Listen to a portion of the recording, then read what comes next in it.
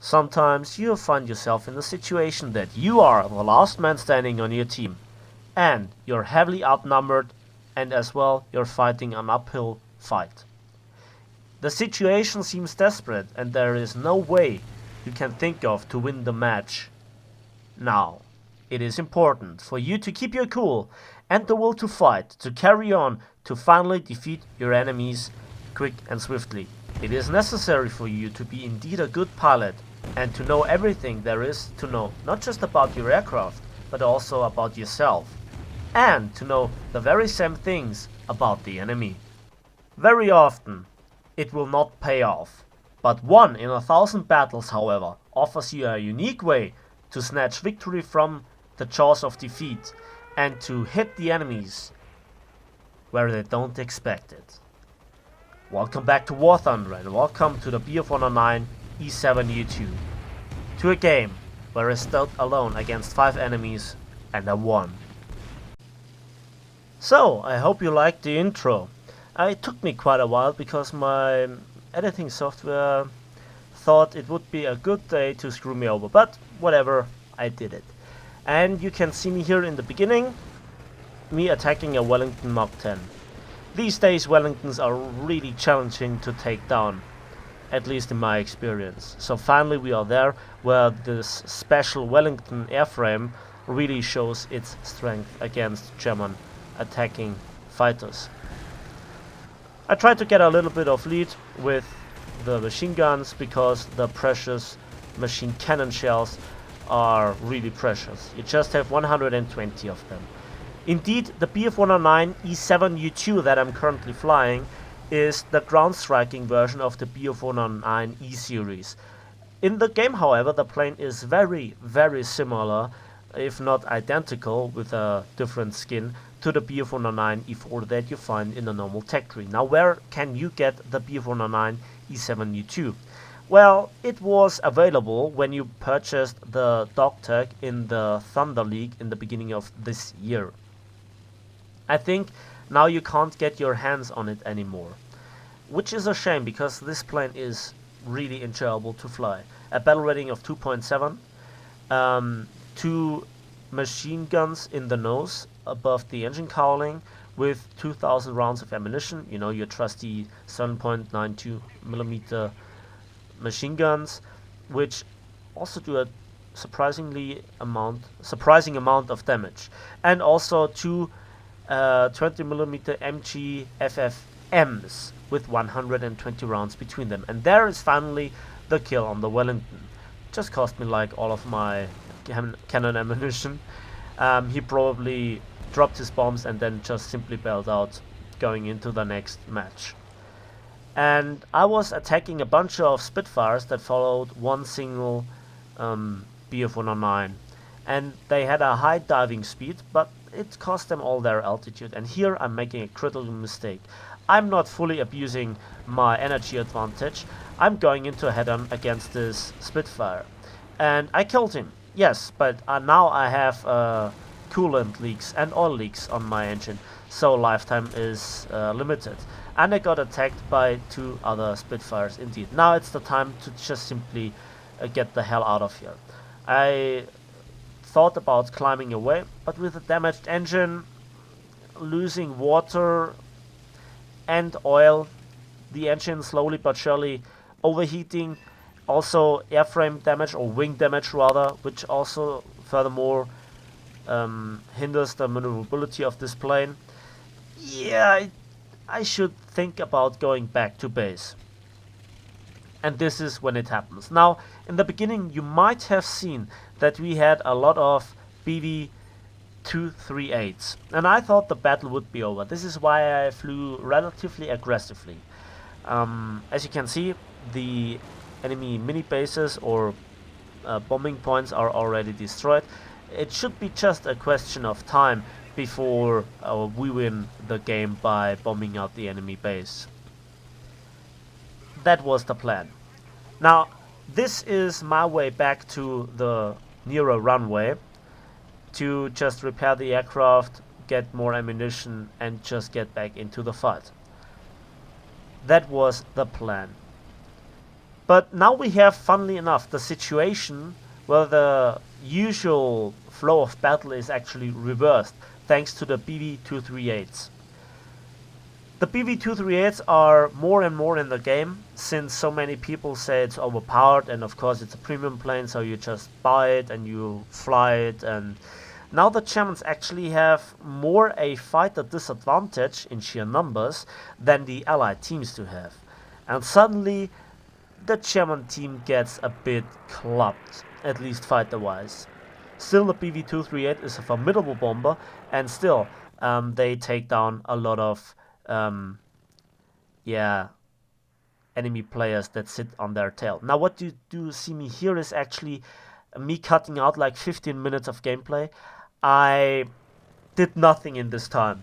I went back to base. I was attacked by a Spitfire. It was shot down by AAA, but it was not safe for me to repair because I had to run through, and I ran through to the main base. And I repaired, and I just bailed out and grabbed a bomb. I'm one of the last remaining fighters at the moment. And I had a conversation with my team.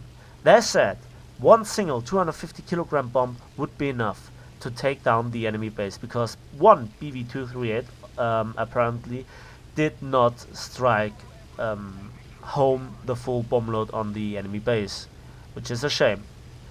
And now it's just me and some BV-238s left. And what I'm doing here is not, you can't say it's side climbing, but it's, you know, going sideways, avoiding the pack of enemy fighters. They have some formidable fighters, XP-55, strong firepower, centralized 220mm cannons with a lot of ammunition, and 250 cals as backup, together with at least one enemy Spitfire. And they took down one BV-238, and another one has fallen to the Spitfire, probably by crash landing.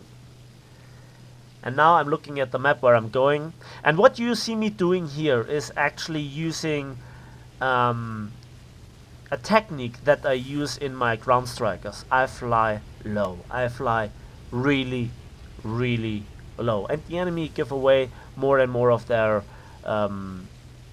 secrets. By watching the chat and the kill feed, I see that both the Spitfire and the P400 are ground striking. They are not just wasting ammunition, they also, you know, don't watch the surrounding. Probably they have spotted me, I don't know. But I'm flying on. I'm going a bit sideways. I try to go around and to avoid the direct flying paths that they will take at this moment.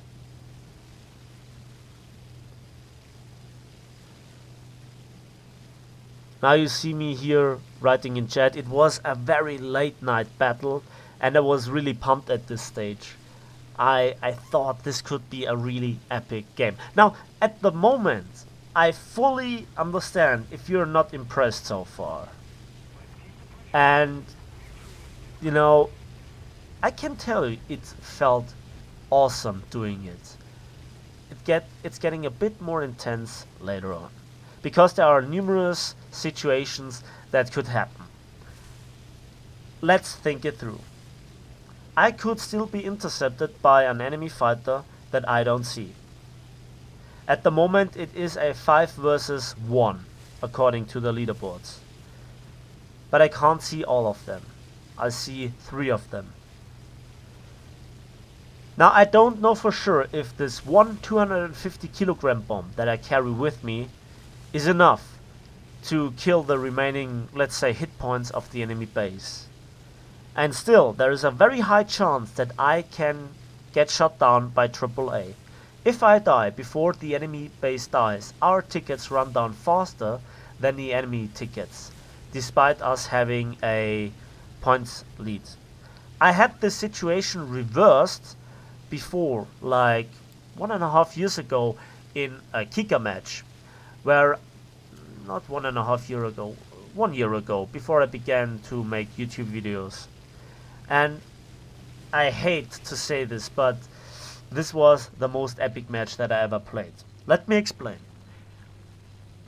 We were in a points disadvantage because obviously the Americans did some ground striking on New Guinea, and well, there was a B-29 strafing our carriers, multiple B-29s. One was shot down, the other one finished the last enemy carrier, and I was just about to attack. And the single 30mm that was, not upgraded, I did not even have the ammunition belts, hit the wings with multiple rounds and cut it off. And then their tickets bled down faster than ours.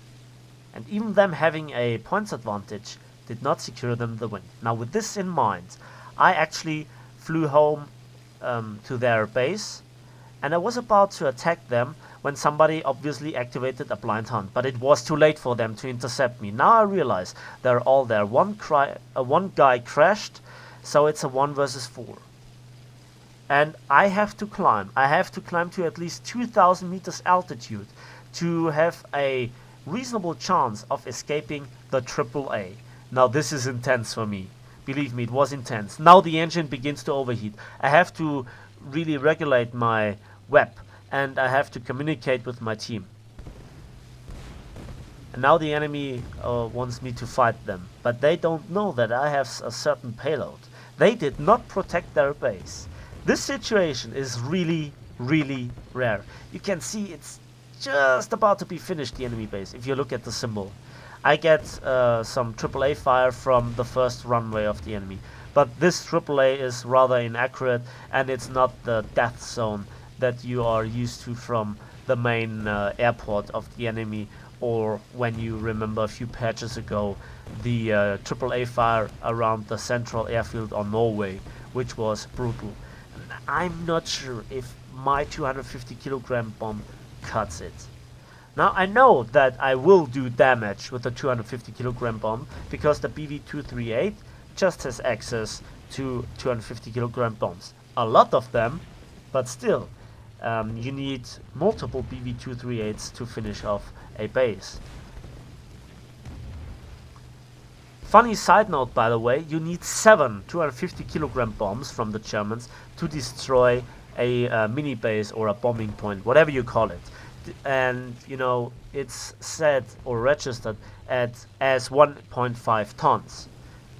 Seems like you dropped one 250 kilogram bomb on it too much. Well, it's kind of bizarre how it's calculated because it's the TNT equivalent that you have to drop on it. On the other hand, other bombs have more TNT equivalent. And when we talk about the TU-4, it needs just 1.5 ton bomb to finish off a bombing point. And now another thing has appeared, the enemy units at E4 and E5. Now I could destroy them, but it takes me a lot of ammunition, probably giving the enemy enough time to catch up and fight me while I am under AAA fire from the enemy base. This is the situation that I tried to avoid. And here I go, and I'm at the right altitude. I web out the last bit that I can. By the way, I have survived the blind hunt, so yeah. And then somebody writes in chat, Achtung! And here I go into the dive. I'm right above the base. I'm making a ranging shot to see how I exactly fly. Yes, I could get into the artificial horizon. I dropped my bomb. Somebody is asking, why are you screaming danger? And here we go. I try to escape the AAA fire. I wiggle and the base is destroyed. This was such an epic feeling. And here I pull off the smoke.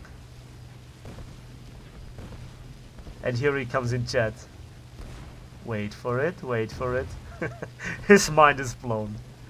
And the tickets are slowly ticking down. And it's around about now that I could die, but it's not recoverable for the enemy. At this point, we have won. And you can't believe the feeling that I had. Snatching victory from the jaws of defeat. It was epic. Now I'm fully aware that it doesn't look like it, but it was amazing. And there you can see it. It was actually 0.111 tons of TNT equivalent from a 250 kilogram bomb. That was a close call.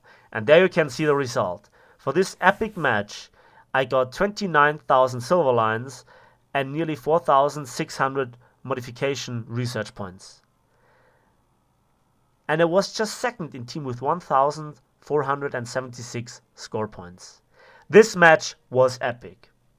And it's hard to describe and it's hard to bring you in such a video because it was not insane dogfighting where I pulled off those 5 versus 1s. But this is a really rare situation to pull off this this achievement. I think it was last man standing for me, and you know, I don't get this very often. Anyways, let me know in the comment section what you think about this approach of winning the situation. If I just abused the game mechanics in an unfair way, or if I just played ruthlessly and efficiently, you know, as a German. And jokes aside, let me know in the comment section what you think. I'm really interested in it. Give me some feedback if I should show you more of those matches when they are happening. Anyways, give this video a like. It really helps the channel out. Subscribe if you want to see more, and we will see each other in the skies of War Thunder.